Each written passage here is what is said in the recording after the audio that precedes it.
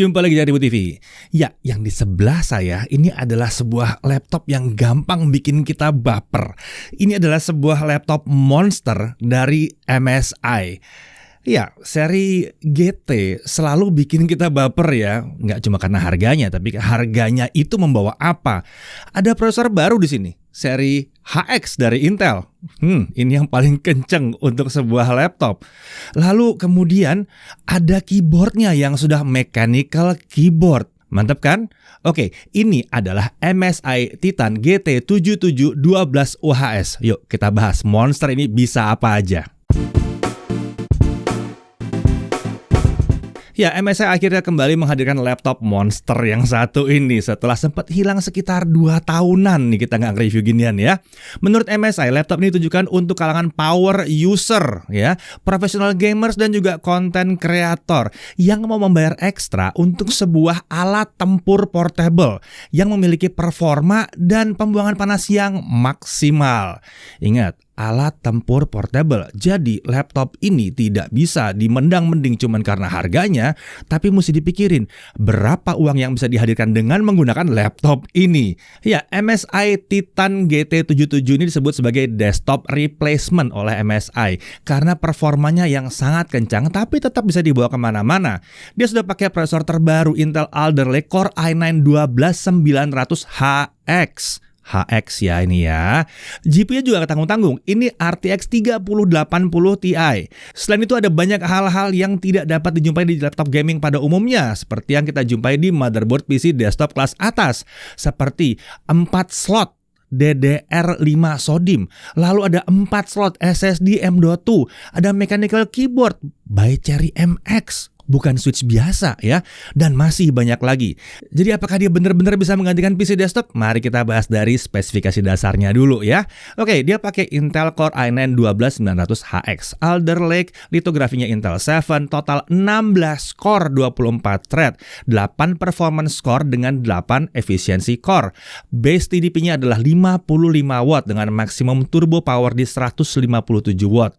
Dia punya 30 MB Intel Smart Cache. Ini besar banget. Lalu dia masih pakai Intel UHD Graphics dengan 32 execution unit. Ini punya akselerasi hardware QSV dan juga AV1. Oke, masuk ke komponen buffer yang pertama. RAM bawaannya hanya 64 GB DDR5 4800. Ada 2 keping SODIMM di sini, masing-masing 32 GB. Jadi jalan dual channel. Tapi total ada 4 slot SODIMM.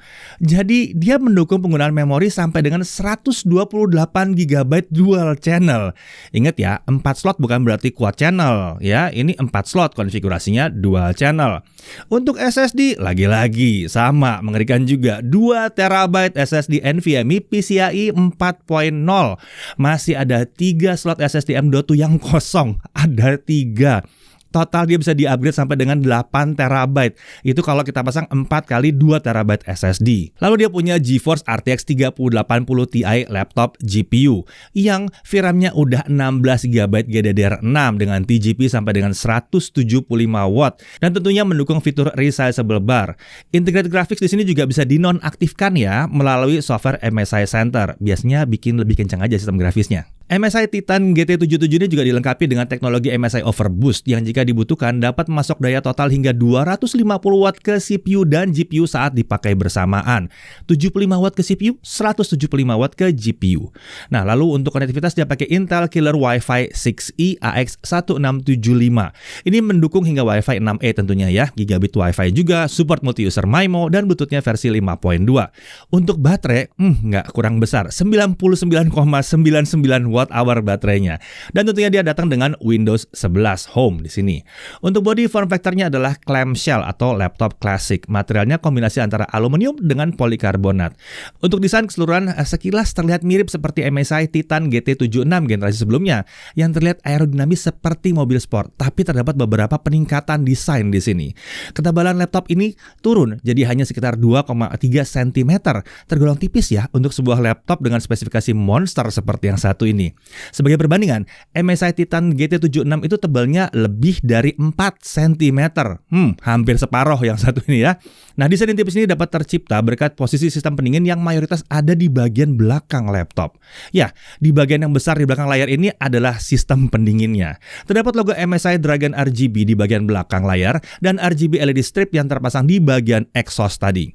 Warna dan tingkat kecerahannya bisa dikonfigurasi melalui opsi Mystic Light pada software SteelSeries GG. Untuk warna, simpel aja, black, hitam. Dimensinya 39,7 x 33 x 2,3 cm. Bobotnya, laptopnya aja di 3,3 kg dan chargernya 1,3 kg. Jadi total bobot kalau dibawa-bawa sekitar 4,6 kg. Saya tahu ini nggak ringan ya, tapi ini masih masuk di akal mengingat spesifikasinya yang monster banget. Dan tentunya karena panelnya juga besar ya layarnya ini adalah IPS level panel ya, ukurannya 17,3 inci. Resolusinya 4K dong. Refresh rate-nya 120 Hz. Menurut MSI, color gamutnya ada di 100% DCI-P3. Berdasarkan pengujian kami, maksimum brightness itu ada di 426 nits. Ini terang banget buat sebuah laptop ya. Lalu gamut coverage-nya ada di 95,7% DCI-P3 dengan gamut volume 100% DCI-P3. Permukaan layarnya anti-glare, jadi nggak mantul-mantul gitu. Bingkai kanan kirinya tergolong tipis, sementara yang atas seperti biasa agak tebal karena ada kamera 720p 30 fps di sini. Untuk audio dia pakai quad speaker by DIN Audio dengan konfigurasi 2 speaker masing-masing 2 watt dan ada 2 woofer yang masing-masing juga 2 watt. Speaker-speaker ini terdapat di bagian bawah laptop dan di sisi kanan kiri keyboard yang mengarah ke pengguna. Terdapat software Nahimic untuk mengatur mode dan preset audio. Nah, kalau bicara soal kualitas audionya memang asik kalau buat nonton film atau main game ya. Tapi kalau buat dengerin musik mungkin bukan yang paling hebat. Dan kalau tingkat kelantangannya udah lantang sih sebetulnya, walaupun masih ada yang lebih lantang lagi dari yang satu ini.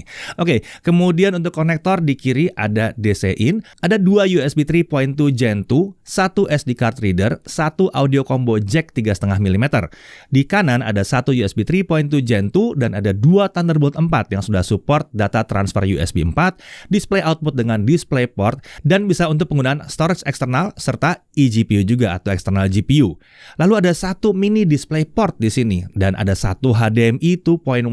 Kemudian ada 1 Ethernet port juga. Dengan banyaknya konektor yang ditawarkan oleh laptop ini, dia mampu dipasangi hingga 3 monitor eksternal. Jadi total kita bisa menghidupkan 4 monitor termasuk monitor yang ada di laptop ini sendiri. Nah, untuk keyboard, laptop ini menggunakan keyboard mechanical dengan Cherry MX Ultra Low Profile Switch. Saat mengetik benar-benar kerasa beda banget. Mulai dari feeling sentuhan dan feedback saat digunakan mengetik hingga suara yang dihasilkan. Mechanical banget yang ini ya. Ini memberikan kesan yang jauh berbeda dibandingkan laptop gaming pada umumnya. Meski demikian, mesti diperhatikan ya bahwa ada beberapa tombol yang belum menggunakan switch ini. Misalnya tombol anak panah, tombol di area numpad, tombol F1 sampai 12 dan tombol kecil lainnya ya ini terasa seperti keyboard membran. Sementara sisanya kalau buat ngetik akan terasa mechanical keyboard banget sih. Nah, tombol power ini menyatu dengan layout keyboard, tapi terletak di pojok kanan atas numpad, area yang sangat jarang tertekan atau disamperin lah oleh jari kita pada saat kita ngetik. Keyboard ini dilengkapi dengan backlit per key RGB by SteelSeries yang warna dan tingkat kecerahannya dapat dikonfigurasi melalui software SteelSeries GG. Tingkat kecerahannya juga dapat diatur dengan tombol function plus F8 yang dia punya 4 tingkat kecerahan. Saat tombol function ditekan, semua backlit akan mati kecuali tombol kombinasinya dengan function tadi. Terdapat logo Cherry MX di pojok kiri bawah keyboard yang juga menyala untuk nandain bahwa hey, ini pakai Cherry MX. Nah, untuk touchpad letaknya cenderung center to laptop ya, center to bodinya ya. Bergeser agak kanan dikit dibandingkan posisi spacebar. Ukurannya tergolong besar, 60% lebih besar dibandingkan GT76. Tidak terdapat tombol klik kiri dan kanan di sini dan dia sudah mendukung Windows Precision Driver. Untuk keamanan terdapat fingerprint sensor yang terletak di kanan bawah keyboard.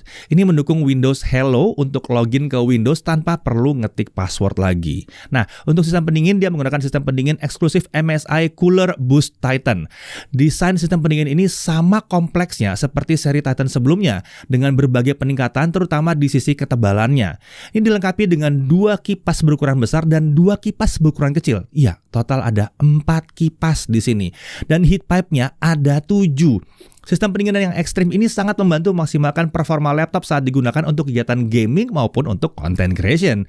Selain dari bawah, intake udara laptop ini juga diambil dari bagian atas laptop. Terlihat desain air intake di atas sistem pendinginnya ya. Untuk exhaust ke arah belakang dan sisi kanan kiri laptop, bukan ke layar. Kalau yang depan layar tadi intake. Oke, untuk pengaturan performa terdapat 5 mode pengaturan yang bisa diubah melalui software MSI Center.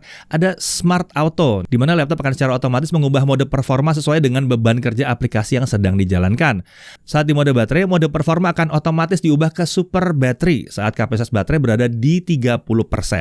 Kemudian ada Extreme Performance, ada Balance, ada Silent, dan ada Super Battery. Lalu untuk kecepatan fan itu dapat diatur secara manual saat menggunakan mode Extreme Performance. Pilihannya adalah Auto, Cooler Boost, ini putaran maksimal secara terus-menerus, dan ada Advance. Pengguna dapat mengatur sendiri kecepatan kipas berdasarkan suhu komponen CPU dan GPU. Nah, untuk pengaturan performa dapat diubah langsung menggunakan tombol Function plus F7. Kecepatan kipas juga dapat diubah dengan tombol Function plus anak panah ke atas. Nah, untuk seluruh pengujian kita melakukannya dengan mode Extreme Performance dan Fan Cooler Boost ya. Oke, kita mulai dulu dari konsistensi performa menggunakan Cinebench R15 kita jalankan 20 kali berturut-turut. Tidak terdapat perbedaan skor yang signifikan saat menggunakan mode Smart Auto, Balance maupun Extreme Performance di sini. Skor maksimal multicore-nya berada di bukan 2000-an. Ini di 3.665 poin, monster banget ya. Sebagai perbandingan, Core i9 11900H, ini yang kenceng dari edisi sebelumnya ya, itu skornya kisaran di 2.200 sampai 2.300-an poin. Jadi peningkatannya sekitar 60% untuk laptop nih ya. Oh ya, buat yang nanya performance single core-nya, dia ada di 281 poin. i9 11900H itu punya 242 poin untuk single core-nya. Jadi single core-nya aja itu naik 16%. Untuk performa yang bisa dipertahankan dia agak turun, tapi ke 3530 sampai 3590 di run kedua dan seterusnya. Ini kayak nggak turun sih sebetulnya ya. Nah, untuk suhu kerja gimana? Nah, suhu kerja itu bisa bertahan di kisaran 94 sampai 95 derajat Celcius dan sesekali spiking ke 96 derajat Celcius. Ini wajar sih karena Cinebench akan membebani CPU sampai 100%. Ini skenario yang jarang terjadi di aplikasi modern, apalagi di skenario gaming, jarang banget. Nah, kita lihat kalau dari prosesornya apakah dia bisa disebut sebagai desktop replacement. Oke, kita tes lagi pakai Cinebench R23 satu kali aja dan kita dapat skor 24.369. Sebagai perbandingan, sebuah Core i7 12700KF desktop itu skornya di 23.017. Lumayan ya, jauh ya. Nah, tapi memang kalau udah dijalankan selama 10 menit, skornya akan berubah ke 22.312 di sini. Jadi memang yang satu ini punya performa prosesor yang sangat mirip dengan sebuah desktop. Luar biasa ya, bener-bener desktop gitu ya. Oke, sekarang langsung kita lihat ke aplikasi bener aja. Kita mulai dari Blender dulu yang biasa kita kita bisa teskan ya. CPU render selesai dalam waktu 1 menit 42 detik saja. Luar biasa. Untuk GPU render 17 detik saja. Sementara kalau kita render dengan nambahin eGPU yang isinya RTX 3070, semua selesai dalam waktu hanya 10 detik saja. Ya memang kalau kita mau pakai GPU lebih banyak, itu akan sangat menguntungkan pada saat kita menjalankan Blender. Nah, suhu kerja saat kita melakukan GPU render dengan CUDA, suhu CPU di kisaran 40 sampai 45 derajat Celcius, sementara GPU ada di 55 sampai 60 derajat Celcius. Sebentar, tadi CPU-nya rendah banget ya, cuma 40-an derajat Celcius doang. Oke, kita lanjut ke Adobe Premiere Pro CC 2022.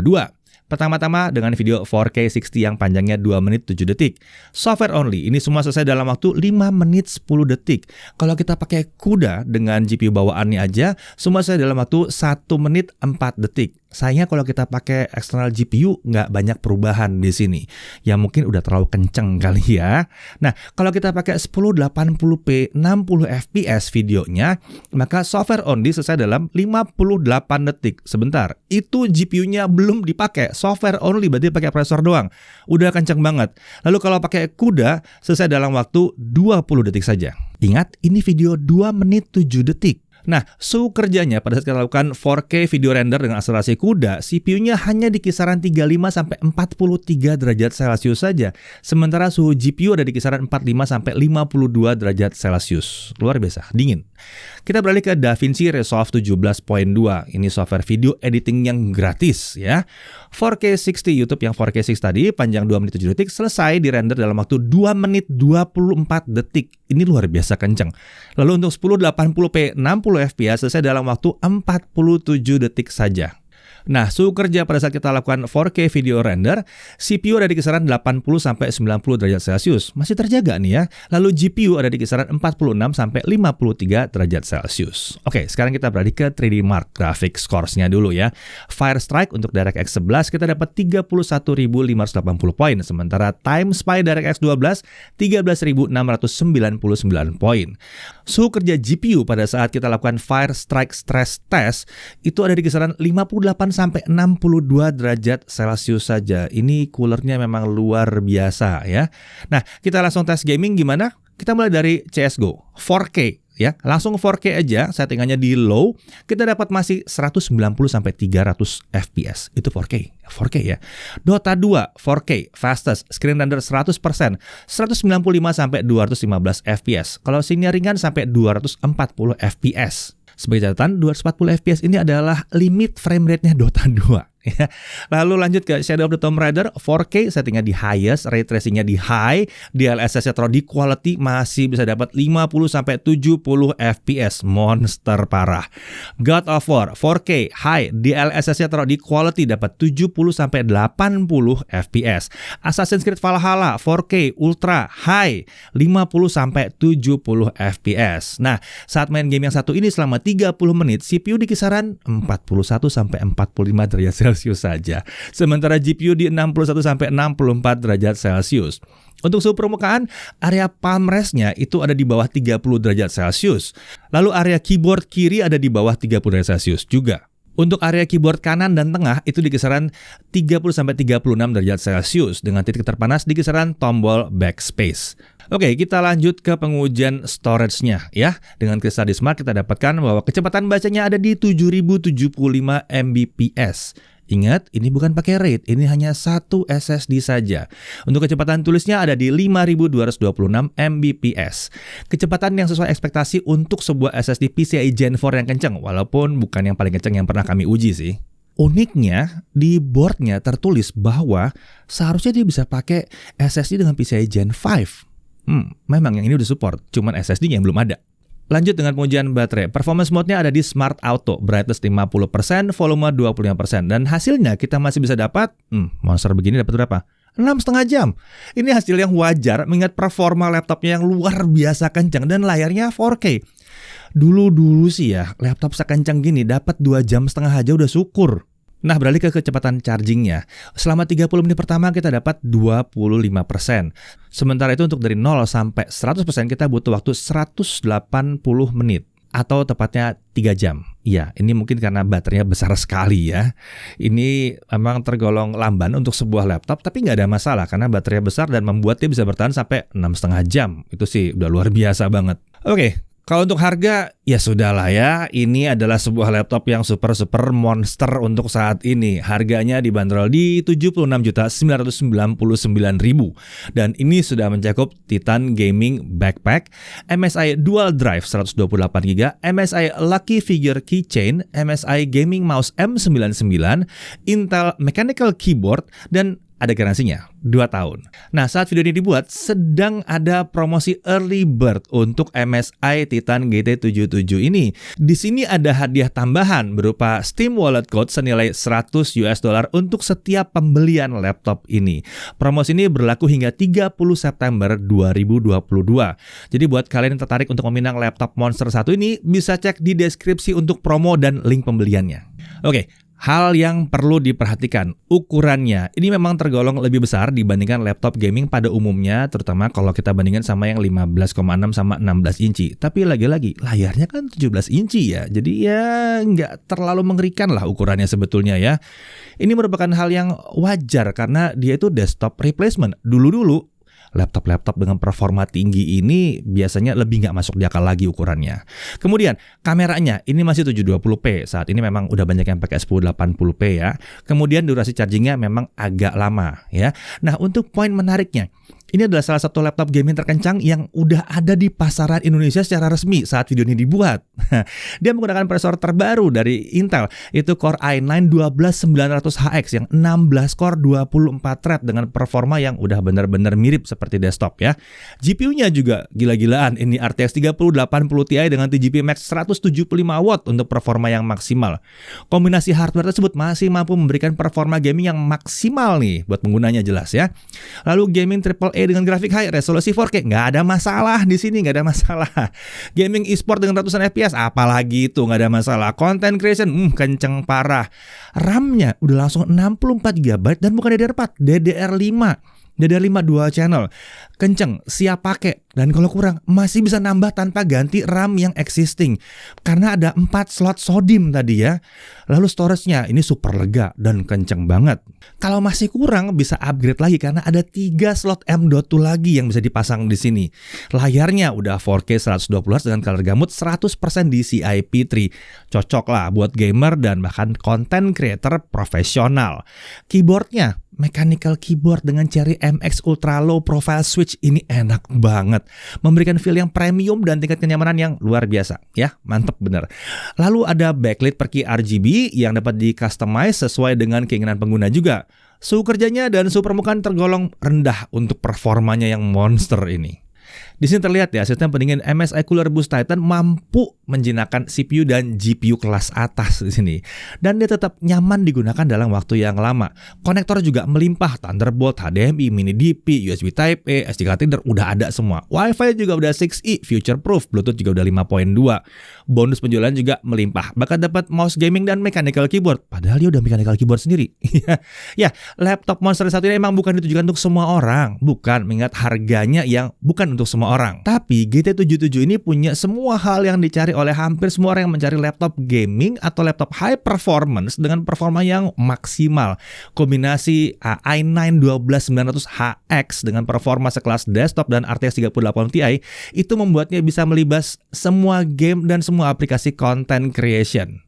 Nah, jika kalian memang sedang mencari laptop gaming yang paling kencang tanpa perlu melihat price tag-nya di berapa atau harga dari laptop tersebut berapa, langsung cek ke deskripsi aja karena MSI Titan GT77 ini sangat layak sih menurut kami ya dijadikan salah satu pertimbangan kalian. Apalagi belum banyak laptop gaming atau laptop high performance yang menggunakan prosesor HX saat video ini dibuat.